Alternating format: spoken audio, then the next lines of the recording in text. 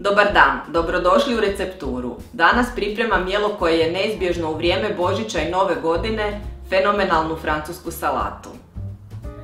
Ova je salata prava kraljica svakog blagdanskog stola, a iako se može jesti i samostalno, najbolje se slaže uz neku finu šunku ili još finije pečenje. Ja je uvijek napravim u velikim količinama na staru godinu, tako da je ostane i za sljedeći dan kada se ne radi ništa, nego samo uživa i gledaju dobri filmovi. Francuska salata traži malo više vremena za izradu, no može je napraviti baš svako. Pogledajte naš video i prionite na posao. Za francusku salatu trebamo krumpir, grašak, mrkvu, jaja, kisele krastavce, majonezu, sol i papar. U malim posudama skuhat ću jaja i grašak i prvo njih uključujem da voda zavrije. Nakon toga stavit ću kuhati krumpir u kori.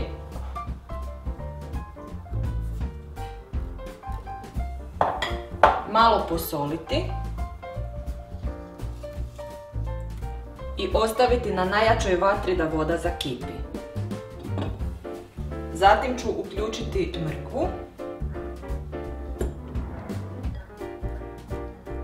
Također ću malo posoliti i poklopiti da što prije zakipi. Zavrila je voda za jaja, smanjit ću vatru i ubaciti jaja unutra. Ona će biti prva gotova za našu francusku salatu. Poklopit ću posudu. Kuhaju se 10 do 15 minuta. Zakipila je i voda za kuhanje graška. Smanjit ću vatru. Ubacit ću grašak unutra.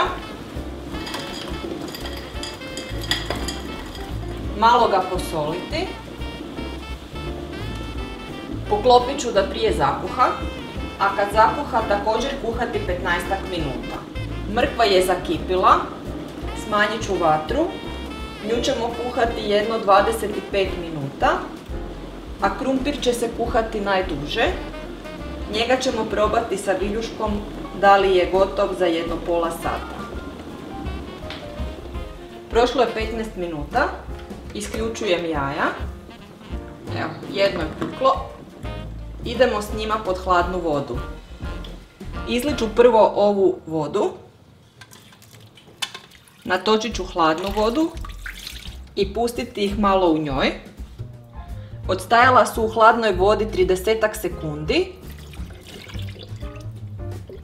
i sad ću odmah skinuti njihovu ljusku. Jaja se na ovakav način najlakše oljušte dok su još topla. Vratit ću ih u posudu jer se moraju do kraja ohladiti prije rezanja. Evo ga, jaja su oguljena, puštam ih da se ohlade na sobnu temperaturu. Skuhao se i grašak i njega isključujem. Mičem poklopac i njega ćemo procijediti i staviti da se hladi.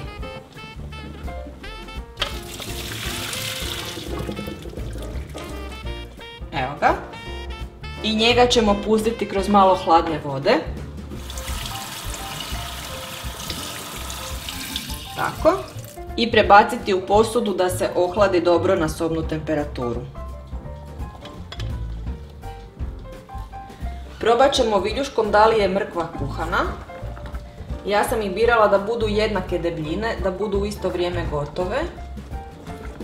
Nije još bih je ostavila 5 minuta. Mrkva je gotova, isključujem štednjak, idemo i nju procijediti i maknuti koru. I nju ćemo preliti sa hladnom vodom.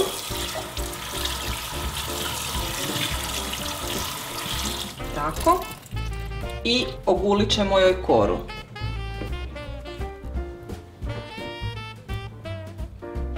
Skuhana mrkva se puno lakše čisti nego sirova. I čišćenje će biti puno brže gotovo. Mrkve se u ovoj fazi samo gule, a rezat će se na komadiće kada se ohlade na sobnu temperaturu. Ovaj dio posla je gotov. Provjerit ću da li je krumpir kuhan. Probost ću najvećeg. Je. Isključujem ga i idemo ga rashladiti i oguliti. Izlit ću ovu vodu u kojoj se kuhao i unutra sipati hladnu. Ostavljam ga ovako koju minutu da mi je poslije lakše oguliti koru. Krumpir bi se trebao vrlo lako očistiti. Evo, kora se skinula u jednom potezu. I krumpir sam ogulila, stavljamo ga na hlađenje na sobnu temperaturu. Dok se ostali sastojci hlade, narezat ćemo kisele krastavce.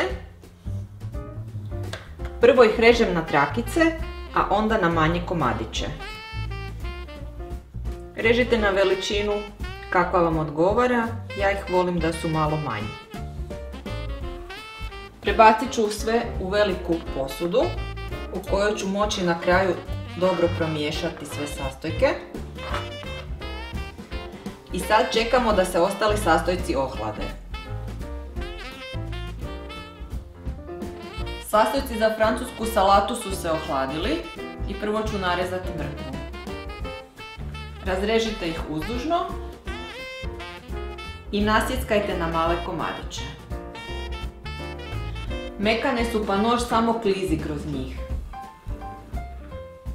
Ubacit ću ih u posudu.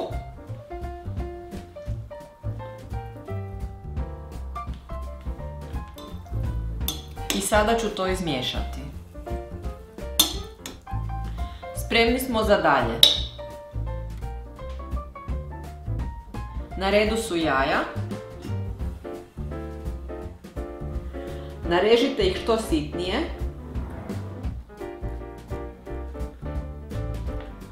I jaja su narezana i njih ću ubaciti u smjesu. I opet promiješati. Ovo sad već lagano liči na francusku salatu. Na redu je krumpir. Uzet ću ovaj veći, razrezati ga po pola, zatim po dužini, okrenuti i opet narezati po dužini. Sad ću ga narezati na kockice. Veličinu kockica odredite prema vlastitoj želji. Ja ih volim da su manje i da su veličine zrna graška. Prvi krumpir je narezan. Ubacit ću i ovaj krumpir u smjesu. To je bio zadnji. I sad ću sve dobro izmiješati.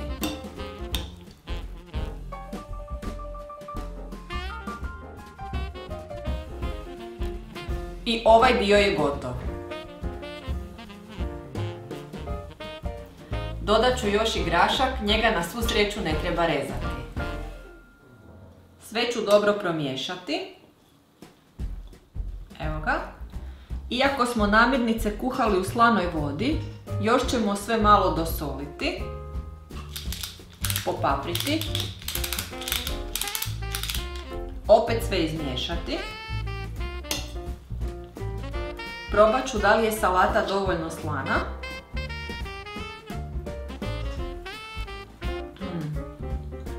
Baš je izvrsno. Posolite i popaprite salatu prema vlastitom ukusu. Za kraj ćemo dodati majonezu. I ovaj dio ovisi o vama. Da li volite da je salata kremastija ili manje kremasta.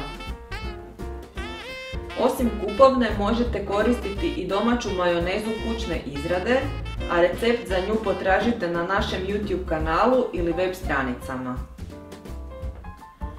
Sada ću sve završno promiješati i povezati smjesu. Francuska je gotova. Sve sam dobro izmiješala. Ide na hlađenje u frižider na 3 sata, a najbolje ako može ostati preko noći. Francuska salata ohladila se u frižideru. Poslužila sam je i ukrasila sa malo ovog prekrasnog peršina iz vrta moje mame. Sada sam već i ogladnila pa idem probati kakva je.